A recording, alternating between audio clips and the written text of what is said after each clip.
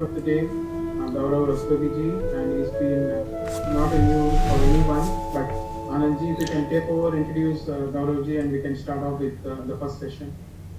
Yeah, namaskar everyone. Namaskar everyone.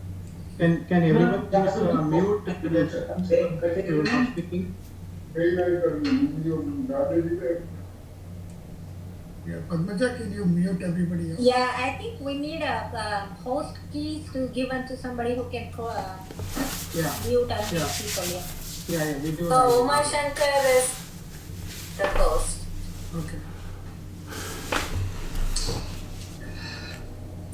Okay, namaskar everyone. I think that was a very nice introduction to the thing. But before I get started, I think it is a great privilege to have Katyani ji amongst us, who has been a pioneer of this health fair. Again, Katyani ji, thanks for your vision. Really appreciate that. And we are all truly following your footsteps and hope. Now, this has been an unprecedented year, like as Karnaka ji just said. So, I think, it's a great privilege to introduce a person like Gaurav Rastogi ji. I think I have known him for several years now.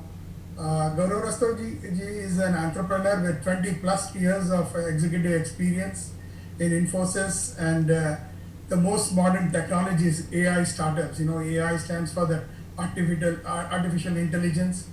He's been an author of 2 business books, one ebook on meditation, and running podcasts on meditation as well.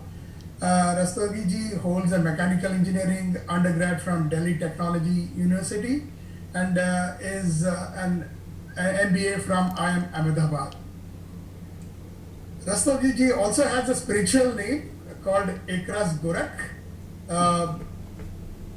And he's an interfaith Hindu speaker who writes and talks about Hindu scriptures such as Bhagavad Gita and Vedanta philosophy, bringing the ancient wisdom into practical language that can be applied to anyone interested in living deeply. He's been teaching yoga at our temple, like as Karnakar ji has said, I think for nearly 10 plus years now. And we take advantage, I think a lot of people take advantage of the yoga classes that we do at the temple. Garoji is a founder, director of the most interesting organization called Hindu Community Institute, which is in Milpitas, California, which offers courses for counselors for Hindu tradition, which has been a great beginning. I don't think anybody has thought about it in the past, and we really are lucky to have them start this particular HCI group, which has been doing a phenomenal job during these unprecedented times. And what HCI stands for is the counselors of Hindu tradition, which is very, very equivalent to what most of the other faiths have, which Hindu faith didn't have, right? That hospice type of a thing. So thank you. And we have a couple of teachers like Kamleji as part of that as well. He's also a Dhyana, meditation and yoga teacher and founder of Living Deeply Foundation.org, which teaches yoga for deep living. Again, Gauravji had basically said something about his spiritual name, Ekras. I think people should look up about the meaning of Ekras Gorakh. And that said, I will not take much time. And it is really my pleasure to introduce Gauravji. Gauravji, all over to you. Thank you. Thank you, Anandji. And namaskar to all the elders, all the members of the temple leadership, all the devotees. Namaskar. It's so good to see everyone. I'm so used to visiting the temple on the Saturday class that it's become a lifestyle, and now I miss seeing everyone in person. So it was good to see some of the faces here last week as well. So today I've been asked to talk about yoga, and I see a lot of doctors will be speaking later today as well. This is an important time because we've been sitting at home for more than 7 months now. And from all the looks of it, we will be sitting at home and working for the next year or so, give or take. And the pandemic is not likely to go away in a significant manner for some time longer as well. And the challenge that people are facing while sitting at home is similar to what's happening to my car, which is standing outside in the sun gathering dust, which is it's not getting any mileage, it's not moving much, and eventually the batteries will run down, and I need to get everything tuned up. So this phenomenon of sitting and wasting away, I wanted to talk about that this is a part of our modern lifestyle in general, because we are not moving around as much. Our range of movement is very narrow, and our range of variety of experiences that we are having are much narrower. And this human physical body, our energy body, are all designed for ranges. Having 3 meals a day is not natural. We have to have periods of fasting, for example. So similar to that, sitting on the chair is not a natural state, and it is important to get some exercise. What happens eventually is, of course, we sit in a particular posture, and then we start to slouch, and eventually our posture is bad, our breathing is bad, our thoughts are bad, and our life completely feels poor and unenergetic. I've been told that 80% of the diseases now are lifestyle related diseases of comfort. And it is at this time that we really need to think about having a firm discipline of yoga, a firm discipline of pranayama, and a firm discipline of dhyana. And I'll talk for a few minutes about each of them in today's talk. Now, the objective of so all of this is part of Patanjali's eightfold path, and it begins, of course, with yam and niyam, the basic disciplines, which we're not covering in today's conversation. Then we look at asana, which is the ability to sit in one place, but also a full range of movement, which we talk about in the yoga class. Then pranayama, which is the ability to regulate our breath, and I'll talk about that. Then pratyahara, drawing our attention from the outside world to the inside. Dharana, being able to focus our attention on one point. And then dhyana, which is eventually going to lead to samadhi. And all of that's the full Patanjali eightfold path. When you look at yoga asanas themselves, we need energy for work. And energy doesn't just come from food. Energy, in fact, it appears to us that chemical energy is coming from food, but that is not really all the energy that we need. You could eat all day and not be energetic.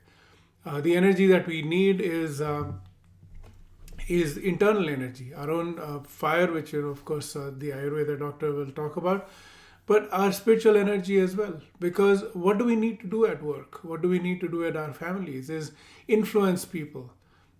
When you're getting something done, you're talking to other people, and your energy is moving other people to move.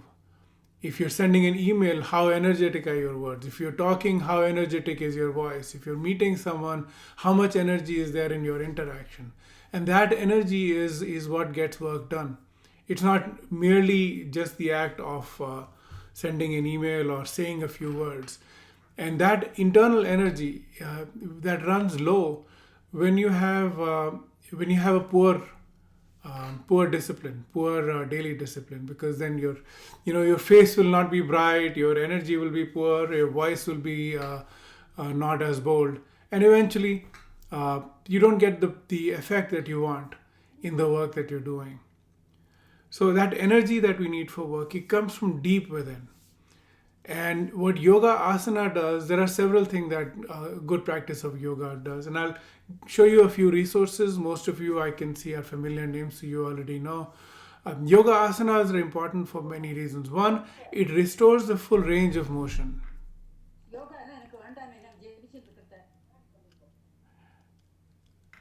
Kamlaji.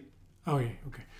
So yoga restores a full range of motion. What I mean by that is, for example, if this is your shoulder joint, if you're only moving it this way, then you're getting some range of movement, but your shoulder is really designed for a full range of movement.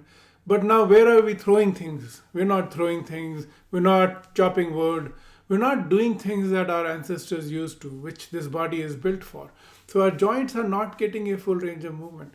Similarly, with the hip joint, we're walking or sitting, we're not getting the full range of movement in that joint. So if you look at all the physical, Gaurav Hanji, sorry to disturb you. We got a request if we can record the section. Are you okay? yeah, please go right ahead. Yeah, but yeah. Thank you.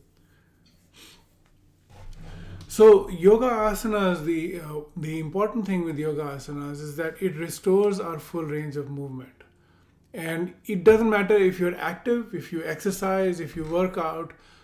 You don't have ordinarily we don't have the full range of movement in our everyday life. So it's very important to do yoga postures. So that's the first thing that yoga asana practices do. The second is there is tightness in the body, because eventually if you're sitting up in a particular way, or if you're stressed out, you'll notice your shoulders are hurting like this, because when you're stressed out, you're sitting like this. So it's psychosomatic. So your mind affects the body, and the body begins to tighten up. And then what happens over time is now your shoulder is tight, and then to compensate for that, something else will become tight, and then that pain will travel all through the body. And then eventually your entire body is out of sync. And the reason that's happening, of course, is your muscles have got used to being in a particular place. For example, if I only sit like this muscle is used to being only tight. It does not know how to extend. And because it doesn't remember how to extend, it now becomes painful to move the arm. Now, it doesn't happen with your hands as much as it happens with the legs. So usually between the hip joint and the knees, at the back, you'll feel a muscle that's really tight. And that muscle is tight because you're not really extending it. So extending and gently releasing the tension in the body is very important. Why? Because one, of course, is good for the physical body, but it turns out the mind and body have a direct two-way connection. But the mind is somewhat fickle, so it doesn't remember what's going on. So usually what happens is if you're stressed out, your body is carrying the stress, right? Your shoulders is like this, right? So that's mind to body. But later what happens is your body is now carrying stress, and your mind doesn't remember why this is happening. So now it feels that the body is carrying some stress. There must be something to be worried about, and you start becoming tense about some weird thing. You see what's going on?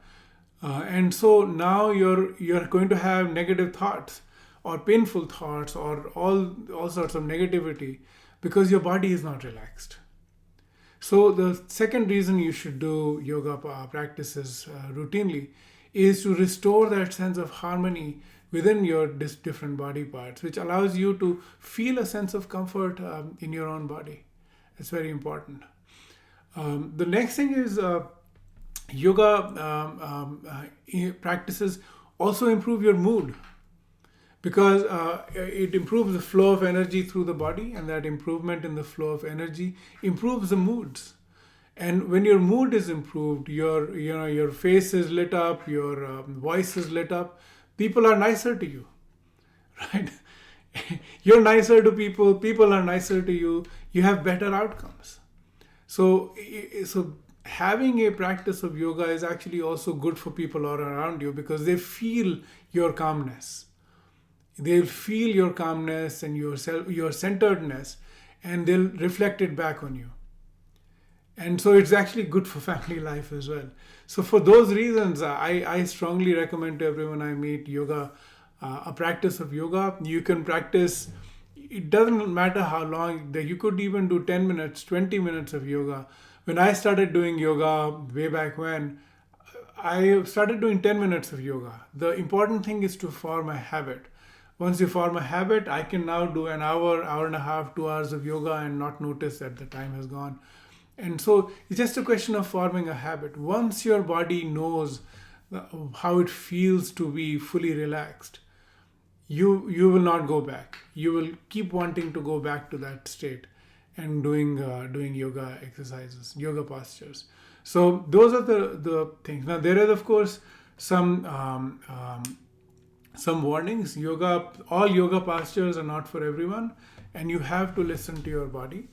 And the body releases very slowly. Habits we've built up over the years. It takes years to. It takes. It'll take you a few weeks or months to release because your muscles are holding tension, right? So be kind to your body and don't push yourself to a point where you're hurting yourself because of yoga, because that beats your objective. So that's a yoga asana practice. I would say the same thing for the next part that I'm about to say, which is pranayama.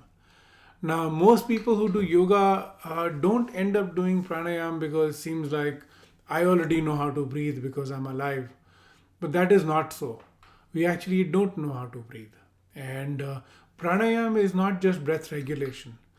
There is a connection between the mind, the breath, and the inner consciousness.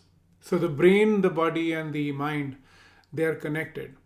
And what pranayama is doing is it's resetting the harmony, restoring the harmony of your internal energies. We notice 5 energies or 5 vayus that the body that run the body. And by internal energies, I mean this: are you controlling your heart rate right now? No, you're not, because it's happening below the surface of your consciousness. Are you controlling your digestion? Can you digest faster or slower if I ask you to do it? You can't. Your blood circulation, can you increase that or decrease that? No. Can you grow your nails or grow your hair on your own? No. These are all activities that are happening under the surface of our consciousness. We are not aware of them, right? This is our body, we say, but we can't control our body. 95% of our body's activities are below the surface of our consciousness. We are barely aware of them, because if we were, we probably wouldn't be able to survive because there's too much information. So now, how do you communicate with your body? Because these energies, these departments of work are working independently of us, our consciousness. Right? Your heart is beating, your blood is circulating, your digestion is taking place, you're excreting. All of these things are happening on their own. So how do you talk to them? You can't talk to them through thoughts, because they're not processing the same thoughts. They're part of the same body system. So how do you restore this sense of inner harmony within your internal energies? Pranayama is one way you can actually do that, where you're able to consciously slow down your breath, consciously move to a rhythmic breath, and that rhythmic breath is your conduit, your way to communicate to the subconscious. Because now advanced yogis can control all of the things I told you. They can slow down their heart rate, increase their heart rate, and all the good stuff. There have been scientific tests. So with pranayama, what you're doing is not merely regulating your breath or slowing your breath. You are restoring your inner energies. Otherwise, think about your car. If you have a car which has accelerator, brake, and steering, everyone's car has that. But because of the stresses of modern life, we're always outbound, right? Everything is, oh, this person hasn't done this, I need to do this, I need to do that. We're always very stressed out. So what happens is our foot is on the accelerator. And if you've ever driven on the freeway with your foot on the accelerator, you know exactly what's going to happen. At some point, you're going to have an accident. Some body part will run down and you'll have an accident. What you need to do is take your foot off the accelerator and only push the accelerator when you need to, press the brake when you need to, use the steering wheel when you need to. Only enough, not more. So below the surface of the consciousness, there are these, the autonomous nervous system, which is, it's like the accelerator and brake. There is the fight or flight reflex, which is what we usually do right now. And the other is rest and digest, which is digestive functions. So what happens now is, because of work stress that I just talked about in the yoga part, work stress and life stress in general, or because you're watching TV and somebody is angry at someone, you're stressed out for that silly reason. Whatever your reason for being stressed, What happens is the body is pressing, the accelerator. Blood is circulating to the limbs as if you are going to run away from a tiger or something. And at that time, the body is not interested in digesting. The body is not interested in procreation. The body is only excreting and running away. Those are the things that the body is doing under stress. You do this continuously for days after days, week after week, month after month, year after year. You see the amount of wear and tear it has. Poor digestion, poor sleep, poor blood flow within the body. So eventually, body parts begin to notice that they're not getting top tier blood and oxygen supply, right? And so body parts begin to fray and wither. So pranayam, what you're doing is restoring that sense of harmony, taking your foot off the pedal, the accelerator, and getting to a dynamic balance where you're resting and alert at the same time enough. Now, if you watch sports, you'll see the same thing. I used to follow cricket when I was a kid. When the batsman is at the crease, they tap the pitch, and they pick the bat up and look straight at the bowler. At that time, if they're stressed out, they're going to miss the ball. If they're too relaxed, they're going to miss the ball. So they have to be both relaxed and alert at the same time in order to make contact with the ball and score some runs. It's the same in our life. So what pranayama is doing is really restoring that sense of confidence and harmony in everyone. And especially, I meet people who are professionals, and because I'm a professional and a yogi, I can say this with 100% confidence. If you're a professional and you're not doing asana and pranayama and dhyana, then you're not a really good professional. You're not putting all your energy into your work. You're not getting all your energy in your work. You're just, as my teacher in college used to say, you're burning the candle at both ends. So pranayama practice is for restoration of harmony. And then dhyana is the third practice that I would like to tell everyone to do as well. Dhyana comes after pratyahar, drawing your attention away from the world inside, and then letting the attention sit comfortably within the self. And for dhyana, we do dhyana classes. You could chant Om, you could chant a japa mantra, you could, those are typically dharana, but you could begin with those and then get to a state where your mind is clear. Now, remember when we chant Gayatri mantra, we say, Dhiyo yo naha prachodayat. May you illuminate my consciousness.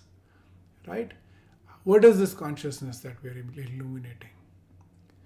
Our sense of self. There are infinite things happening in the universe. We're not aware of any of them. We're only aware of the things where our consciousness is shining a light. And because we are shining our light on 200 things at one time, everything is dark.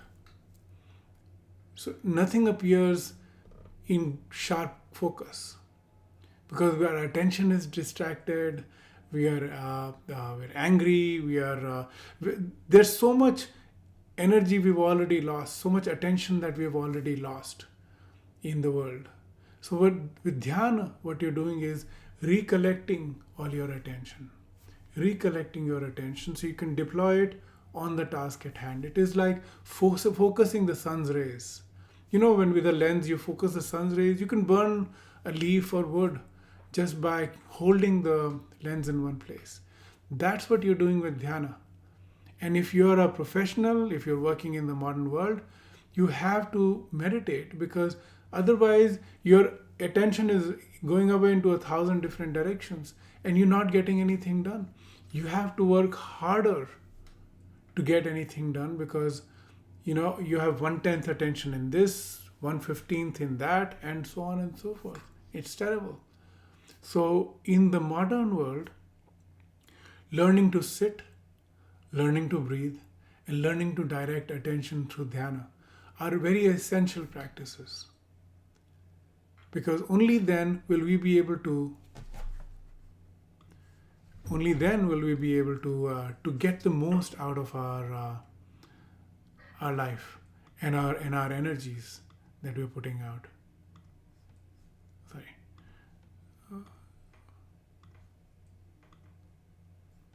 Just checking, you can still hear me? Someone just nodded. Okay, perfect, you can hear me. Good. All right. So, so dhyana practice is like sleep, but better because you're awake. What you're doing in the sleep is the brain, all the chemicals around the neurons have gathered, so the brain clears up when you sleep. You're doing the same thing, but you're awake, so you get much more interesting outcomes as a result of dhyana. So as someone living in the modern world, especially during COVID, especially in a time when 80% of the diseases are mind-related, thought-related, comfort-related diseases, these are essential practices to not just stay safe, but to stay happy, to stay contented, and to stay, the Sanskrit word for this is swastha. Swastha means to be situated in the self, swastha. And swastha, of course, is health. And to stay healthy, these are essential practices. A fourth practice that I'd highly recommend is kirtan, which is chanting. Listen to tapes. You can't go to the temple every day these days, but you can certainly listen to tapes and chant along, because clearing the heart and in Sanskrit they say chet darpana marjanam, which is polishing the mirror of the heart. Because you see, kirtan allows you to open your heart. Kirtan allows you to clean your heart. And why do you need to clean your heart?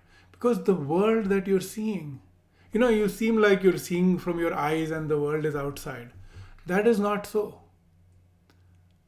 That is not so. You're only seeing the world inside our head, inside our heart.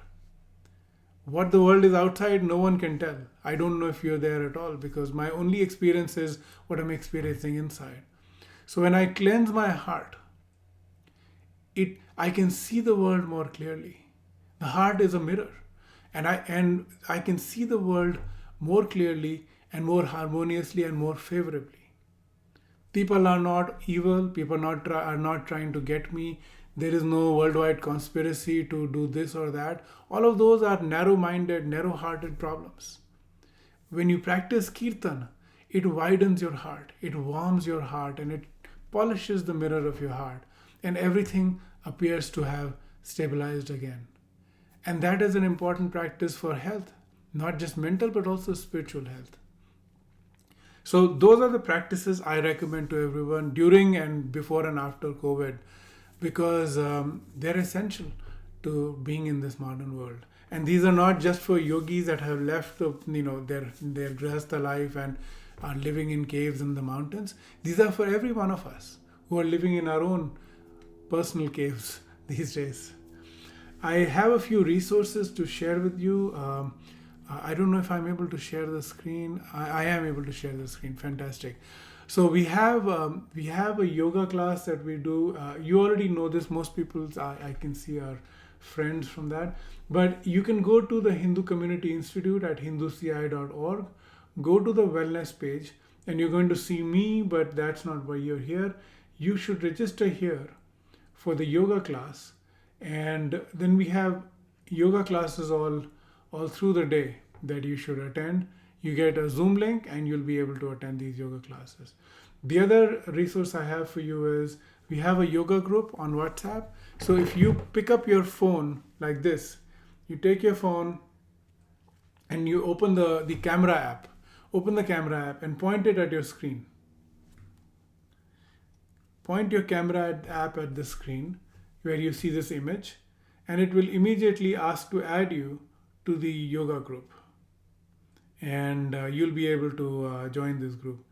And I'll see if you're joining, because I'll see you join the group on WhatsApp. I already see one person has already joined, 2. I'll give you a few more seconds to join so that you have access to it.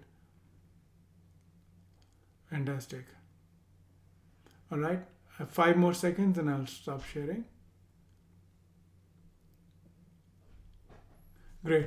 Another resource I have for everyone is the YouTube channel. This is my YouTube channel. There's a lot of people there. On YouTube, just look for Yoga of Living Deeply. There are lots of videos. We have a yoga playlist with let's see, 120 videos. So it's a very non-trivial number of yoga videos. These are yoga videos, meditation. Let me just show you the whole thing. You can practice this anytime. This is my 35-minute yoga set. You can practice this at home. These are beginner and intermediate level postures. There are also pranayama sessions. There are, of course, my favorite, which is where yoga nidra sessions that are very, very well liked. There's my usual Saturday class. All of these, there are 120 videos. There's a lot of variety in here. There is and so this is available all the time, and whenever you like, you should be able to view this thing. I'll put the yoga WhatsApp group up for another couple of seconds, and at this point, I'm happy to take any questions or comments from people that you might have. And by the way, so I do have to tell you this. We started a community for immunity. The link I showed you for the Hindu Community Institute, right? We started this exactly the day before the lockdown started. So on 13th March, my Saturday morning yoga class was cancelled because the temple closed. And I said, okay, I'll send a Zoom link to everyone. And from that, it started some sort of momentum where other teachers, other members, everyone said, no, we can teach. And I want more classes. And next thing we knew, we have 40 teachers from across the world. And more than 1,000 people attend. We've done 1,370 classes since the beginning. And this started with one Saturday morning yoga class that I, sent a Zoom link for. And so 1370 classes, 45,000 attendees have attended those classes, and they're very well liked. I highly encourage you to take full advantage of those.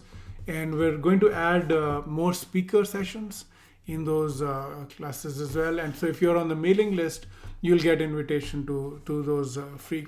And by the way, everything here is free. All the instructors are doing this out of their love for the community. Some of those instructors are also yoga therapists. So if you have a yoga therapy question, you can ask me, and I will introduce you to those therapists. And again, all of this is free. It's a community service. There is no charge for any of this stuff. So at this time, Anandji, I take it back to you. And if there are questions, I am happy to take those as well, or any feedback is also welcome. That was a great session, Dr. Gauravji. I think everybody had